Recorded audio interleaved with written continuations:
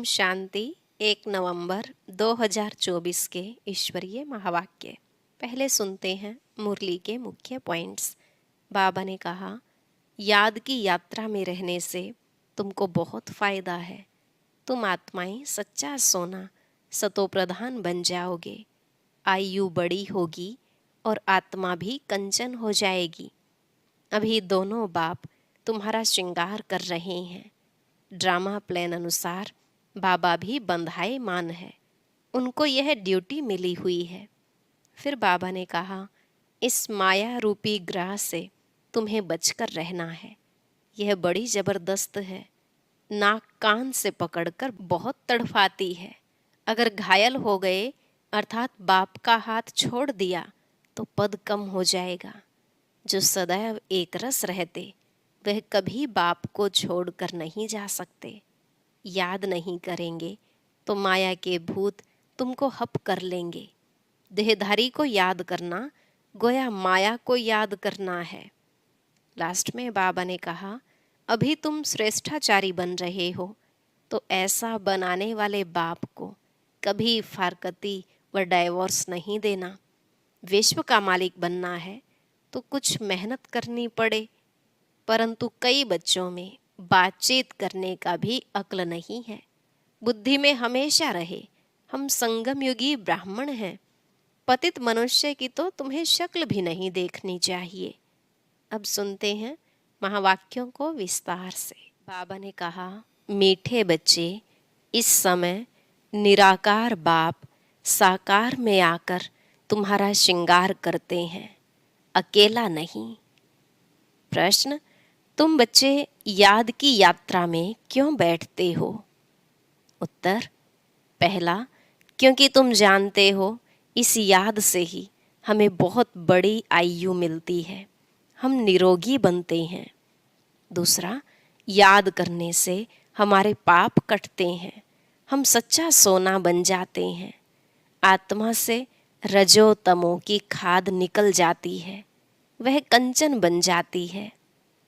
तीसरी बात, याद से ही तुम पावन दुनिया के मालिक बन जाएंगे। चौथी, तुम्हारा श्रृंगार होगा। पांचवी, तुम बहुत धनवान बन जाएंगे। यह याद ही तुम्हें पद्मा पदम भाग्यशाली बनाती है। ओम शांति। रूहानी बच्चों को रूहानी बाप समझा रहे हैं, यहाँ बैठ तुम क्या करते हो? ऐसे नहीं सिर्फ शांति में बैठे हो, अर्थ सहित ज्ञान में अवस्था में बैठे हो। तुम बच्चों को ज्ञान है बाप को हम क्यों याद करते हैं। बाप हमको बहुत बड़ी आयु देते हैं। बाप को याद करने से हमारे पाप कट जाएंगे, हम सच्चा सोना सतो प्रधान बन जाएंगे। तुम्हारा कितना श्रृंगार होता है, तुम्हारी आयु बड़ी हो जाएगी, आत्मा कंचन हो जाएगी। अब आत्मा में खाद पड़ी हुई है। याद की यात्रा से वह सब खाद जो रजो तमो की पड़ी है वह सब निकल जाएगी। इतना तुमको फायदा होता है। फिर आयु बड़ी हो जाएगी, तुम स्वर्ग के निवासी बन जाएंगे और बहुत धनवान बनेंगे। तुम पद्मा पदम भाग्यशाली बन जाएंगे। इसलिए बाप कहते हैं, मन मना भव मामेकम याद करो। कोई देहधारी के लिए नहीं कहते। बाप को तो शरीर है नहीं, तुम्हारी आत्मा भी निराकार थी। फिर पुनर्जन्म में आते आते पारस बुद्धि से पत्थर बुद्धि बन गई है। अब फिर कंचन बनना है। अभी तुम पवित्र बन रहे हो। पानी के स्नान तो जन्म जन्मांतर किए, समझा हम इससे पावन बनेंगे, परंतु पावन बनने बदले और ही पतित बन नुकसान में पड़े हो। क्योंकि यह है ही झूठी माया। झूठ बोलने के संस्कार हैं सबके। बाप कहते हैं, मैं तुमको पावन बनाकर जाता हूँ, फिर तुमको पतित कौन बनाता? अभी तुम फील करते हो ना, कितना गंगा स्नान करते आए परंतु पावन तो बने नहीं। पावन बनकर तो पावन दुनिया में जाना पड़े। शांति धाम और सुख धाम है पावन धाम। यह तो है ही रावण की दुनिया, इसको दुख धाम कहा जाता है। यह तो सहज समझने की बात है ना, इसमें कोई मुश्किलात ही नहीं, न किसको सुनाने में मुश्किलात है। जब कोई मिले तो सिर्फ यह बोलो, अपने को आत्मा समझ बेहद के बाप को याद करो। आत्माओं का बाप है परम पिता परमात्मा शिव। हर एक के शरीर का तो अलग अलग बाप होता है, आत्माओं का तो एक ही बाप है। कितना अच्छी रीति समझाते हैं, और हिंदी में ही समझाते हैं। हिंदी भाषा ही मुख्य है। तुम पद्मा पदम भाग्यशाली इन देवी देवताओं को कहेंगे ना। यह कितने भाग्यशाली हैं, यह किसको भी पता नहीं है कि यह स्वर्ग के मालिक कैसे बने। अभी तुमको बाप सुना रहे हैं। इस सहज योग द्वारा इस पुरुषोत्तम संगम पर ही यह बनते हैं। अभी है पुरानी दुनिया और नई दुनिया का संगम, फिर तुम नई दुनिया के मालिक बन जाएंगे। अब बाप सिर्फ कहते हैं 2 अक्षर अर्थ सहित याद करो। गीता में है मन मना भव। अक्षर तो पढ़ते हैं परंतु अर्थ बिल्कुल नहीं जानते। बाप कहते हैं मुझे याद करो, क्योंकि मैं ही पतित पावन हूँ, और कोई ऐसे कह न सके।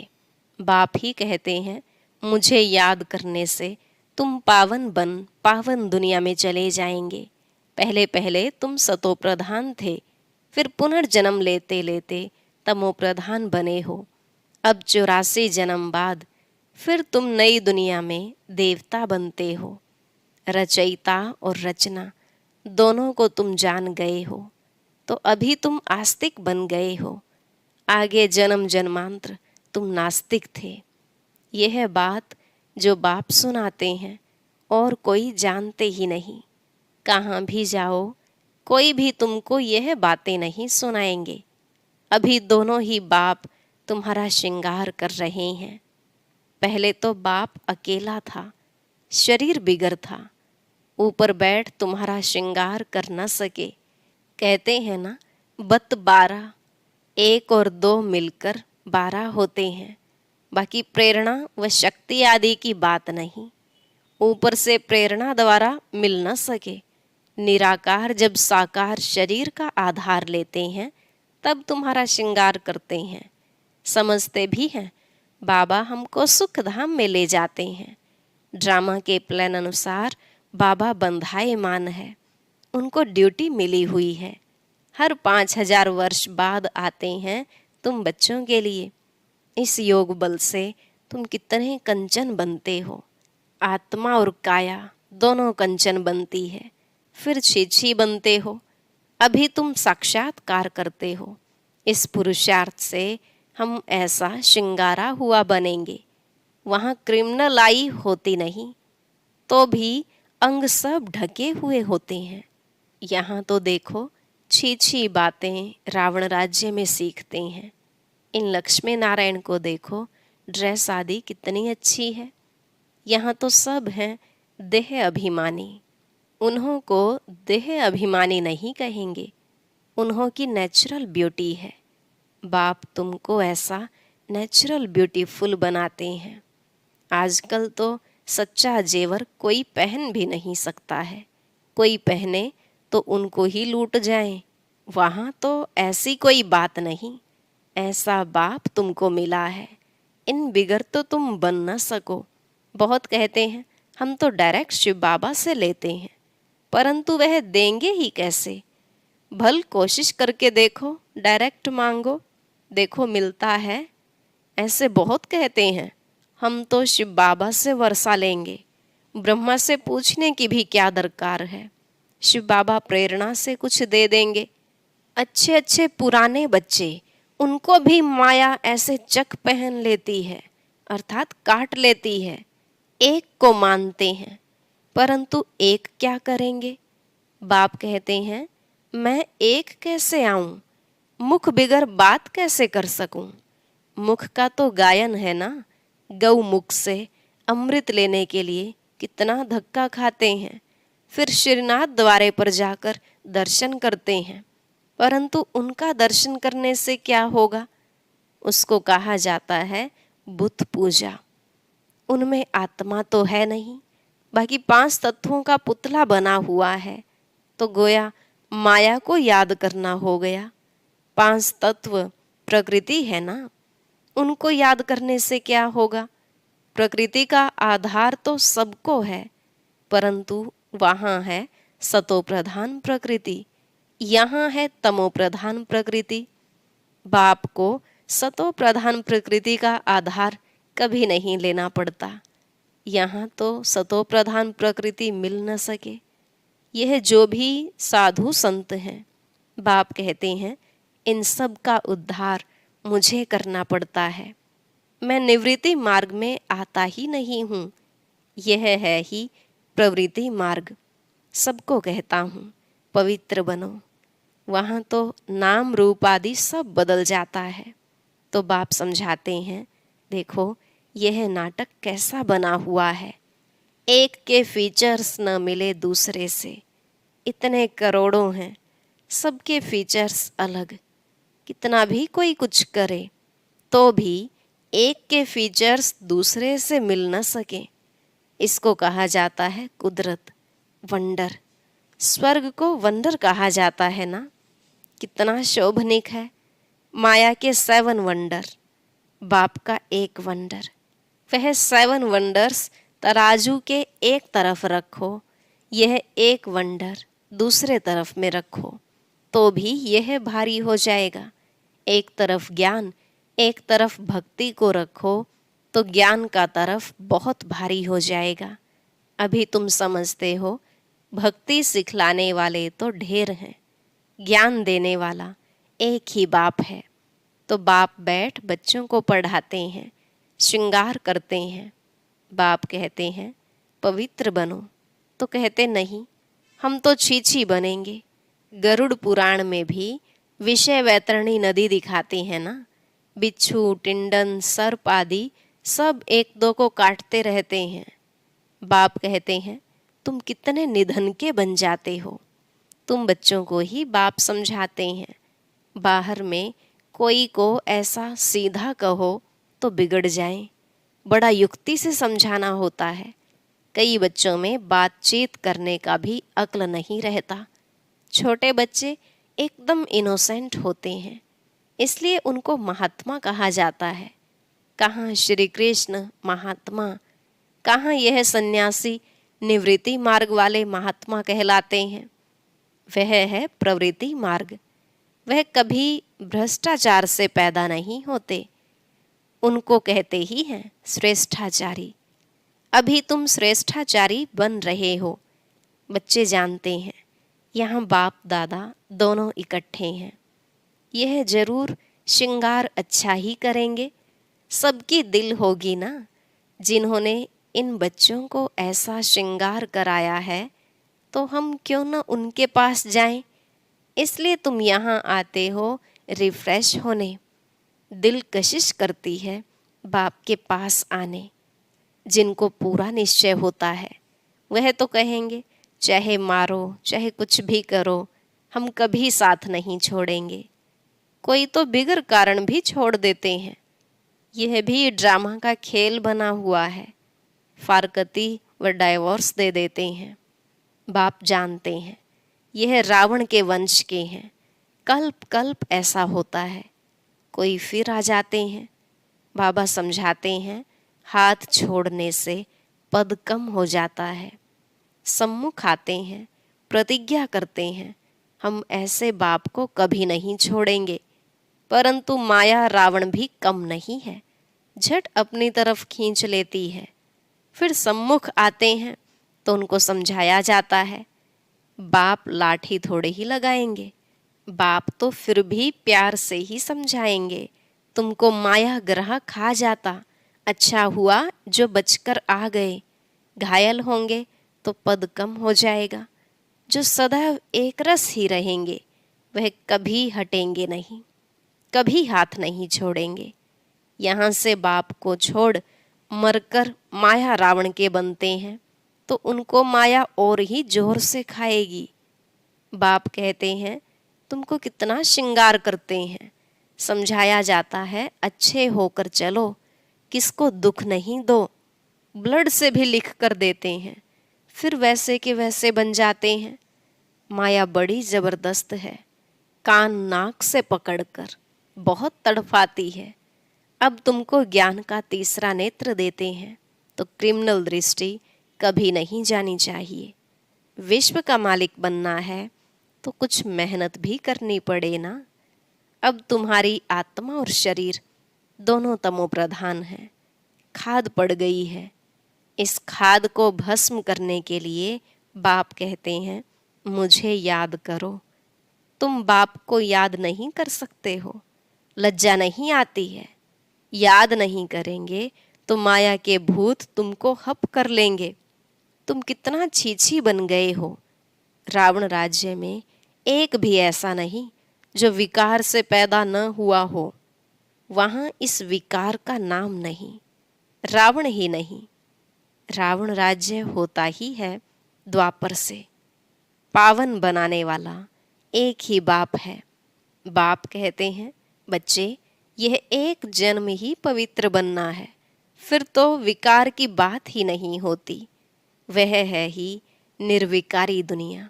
तुम जानते हो यह पवित्र देवी देवता थे, फिर 84 जन्म लेते लेते नीचे आए हैं, अब हैं पतित। तब पुकारते हैं शिव बाबा हमको इस पतित दुनिया से छुड़ाओ।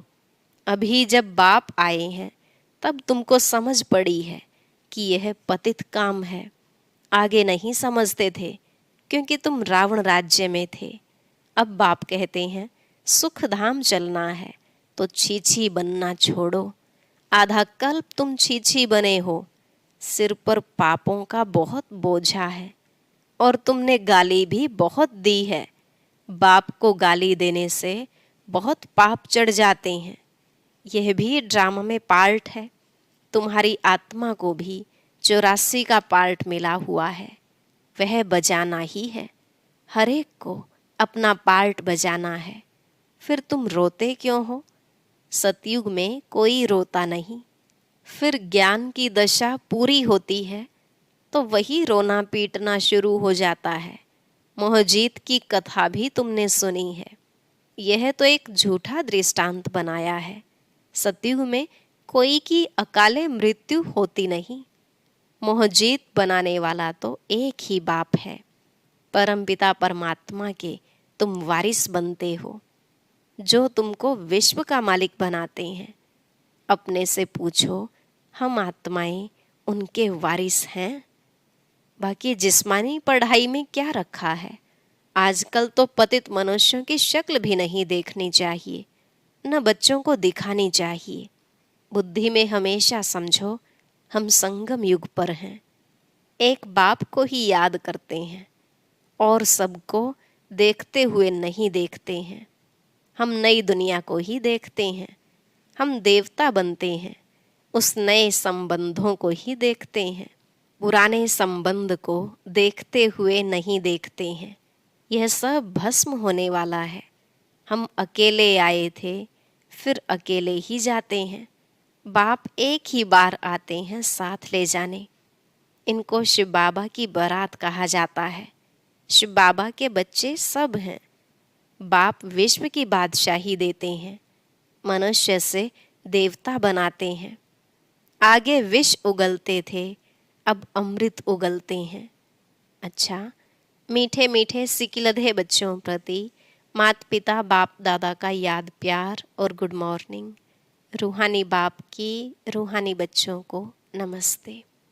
रूहानी बच्चों की रूहानी बाप दादा को नमस्ते नमस्ते, गुड मॉर्निंग, शुक्रिया बाबा, शुक्रिया। धारणा के लिए मुख्य सार। पहला पॉइंट, स्वयं को संगम युग निवासी समझकर चलना है। पुराने संबंधों को देखते हुए भी नहीं देखना है। बुद्धि में रहे हम अकेले आए थे, अकेले जाना है। दूसरा, आत्मा और शरीर दोनों को कंचन बनाने के लिए ज्ञान के तीसरे नेत्र से देखने का अभ्यास करना है। क्रिमिनल दृष्टि खत्म करनी है। ज्ञान और योग से अपना श्रृंगार करना है। आज का वरदान, मन मना भव हो, अलौकिक विधि से मनोरंजन मनाने वाले बाप समान भव। मन मना भव हो, अलौकिक विधि से मनोरंजन मनाने वाले बाप समान भव। बाबा ने कहा, संगम युग पर यादगार मनाना अर्थात बाप समान बनना, यह संगम युग के सुहेज हैं। खूब मनाओ, लेकिन बाप से मिलन मनाते हुए मनाओ। सिर्फ मनोरंजन के रूप में नहीं, लेकिन मन मना भव हो मनोरंजन मनाओ। अलौकिक विधि से अलौकिकता का मनोरंजन अविनाशी हो जाता है। संगम युगी दीपमाला की विधि, पुराना खाता खत्म करना, हर संकल्प हर घड़ी नया अर्थात अलौकिक हो। पुराने संकल्प, संस्कार, स्वभाव, चाल चलन, यह रावण का कर्जा है।